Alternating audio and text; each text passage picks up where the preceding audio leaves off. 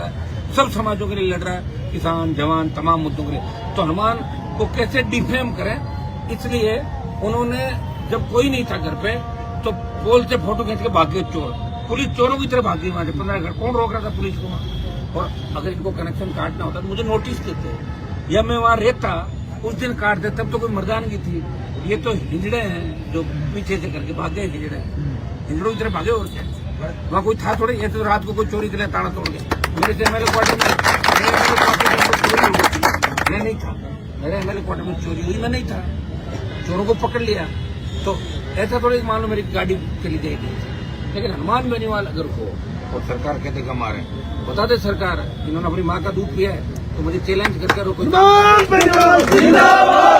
क्या हूँ, सरकार क्या हूँ? अगर वापिस को चला जाए वहां से मदद खींच देंगे, या तो हम आंदोलन करना भूल जाएंगे और या सरकारें हमसे लड़ना भूल जाएगी। एक काम तय है इस बार, और यही शुरुआत करी हमने उस दिन कहा था। हम अभी थके नहीं, रुके नहीं, बहुत सी तकलीफों के दौर से गुजरे, लेकिन ये छोटी मोटी चीजें चलती थी क्योंकि हम एक नई क्रांति की राह पर चल रहे। और ये क्रांति इस राजस्थान की बिगड़ती व्यवस्था के अंदर 1857 की क्रांति जैसी महत्वपूर्ण क्रांति है।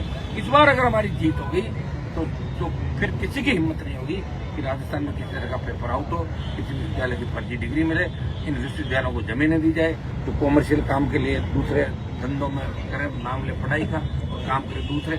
और जो अपराध यहाँ पे बढ़ रहा है, जिस तरह महिला उत्पीड़न हो रहा है, और राजस्थान जिस तरह 1 नंबर पर आ रहा है, तो इसके लिए दोषी अगर कोई है, भजनलाल सरकार है। भजनलाल जी पर मुझे तरस आता है कि 5-5 बार उनको धमकी मिल गई। हर कोई धमकी दे देता है, कोई सीरियस नहीं ले रहा भजनलाल जी को, आप बताओ। तो ये स्थिति राजस्थान के, अब दिल्ली के अंदर इस बात को जाएंगे कि हनुमान बेनीवाल अभी आंदोलन कर रहा है राजस्थान में। आंदोलन देश भर के अंदर चलेगा तो हनुमान बेनीवाल को क्रेडिट मिले। इसलिए इन्होंने जब आरएस मेंस का एग्जाम था, पहले ही भूमिका बना ली थी। मेंस की तिथि बढ़ाने के 2 मुख्यमंत्री, प्रदेश अध्यक्ष और आपके मंत्री किरोड़ीलाल जी और सांसद, और बाद में हम भी साथ थे। इतने लोगों के कहने के बावजूद 1 महीना तारीख नहीं बढ़ाई, उन्हें अपमानित किया सब लोगों को। और प्रदेश अध्यक्ष अपमानित हो गए, कई दिन तो उन्होंने मोबाइल ही बंद रखा, मोबाइल फोन उठाते ही नहीं। वो इतने अपमानित हो गए वो कि भाई मेरी एक छोटी सी बात नहीं थी, भजनलाल जी ने कहते। तो अब ये सोच रहे हैं कि SI भर्ती में अगर हनुमान बेनीवाल को क्रेडिट मिल जाता है तो बहुत बड़ी दिक्कत होगी। 3.5 साल ये सड़कों पर लड़ेगा और जगह जगह आंदोलन करेगा। हिम्मत वाला व्यक्ति है, तो इसे डिमोरलाइज करें। ये लड़ाई क्रेडिट की होगी है। इसीलिए इन्होंने पूरी जिंदा मक्खी निकलने का काम किया। हाईकोर्ट से भी हमें तो निराशा ही लग रही। देखिए, मैं तो साफ कहने वाला व्यक्ति हूँ, क्योंकि हाईकोर्ट जिस हिसाब से शुरू में कड़क रूप में था, फिर हाईकोर्ट ढीला हो गया धीरे धीरे। और अब हाईकोर्ट तो उस दिन ये भी कह रहा था इस याचिका को वापिस उठाना, इसका कोई औचित्य ही नहीं रहा। ये तो अपने रिपोर्ट के लिए मांगी थी। तो मुझे नहीं लगता कि यहाँ राजस्थान में अब इन बच्चों को न्याय मिलेगा। दिल्ली कूच आवश्यक है, आगे लोकसभा भी चलेगी।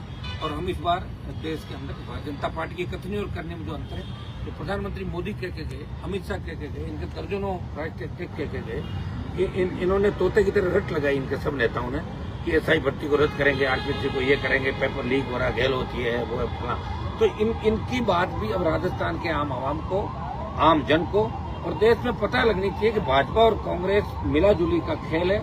एक सांपनाथ, दूसरा नागनाथ है। दोनों राजस्थान के युवाओं के साथ धोखा कर रहे हैं। और राजस्थान के युवाओं के लिए कौन लड़ रहा है? कांग्रेस क्यों लड़ेगी? कांग्रेस के राज में तो गपले घोटाले हुए। और बीजेपी इसलिए नहीं बोल झगड़ा है। और क्रेडिट हम लेना जानते हैं, क्रेडिट मिले कि नहीं मिले। भजनलाल जी की विदाई का भी